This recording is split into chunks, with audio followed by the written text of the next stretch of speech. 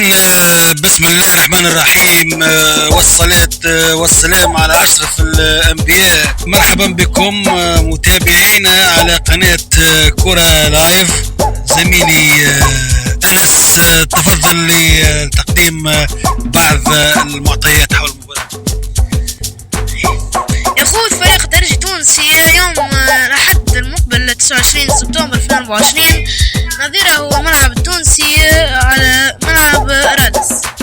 نعم، وقبل الحديث على هذه المباراة نذكر السادة المشاهدين أن هذا الفيديو برعاية شركة وموقع أنكسبات، أقوى موقع الرهانات في العالم وكذلك في تونس. إذ أكثر على هذه المواجهة القوية التي تندرج ضمن منافسات الجولة الثالثة من الرابطة المحترفة الأولى لكرة القدم. ومن المتوقع أن ينزل المدرب البرتغالي ميغال التشكيلة التالية.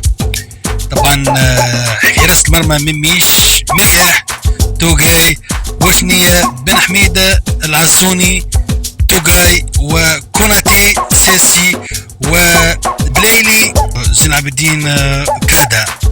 من المتوقع أن يحافظ المدرب على تشكيلة الملعب التونسي التي لعبت ضد اتحاد العاصمة الجزائري إلى يوم الأحد الفارط. بالنسبة لتشكيلة الملعب التونسي تفضل زميلي.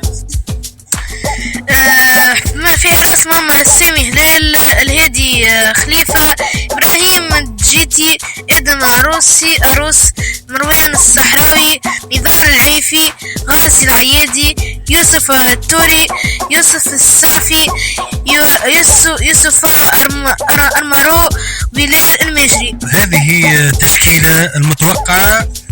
وإذا أردتم المشاهدة المباراة ولا نطيل عليكم أعزائي المشاهدين، تجدون رابط الوطنية الأولى أسفل هذا الفيديو.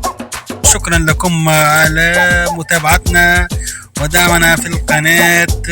إلى اللقاء.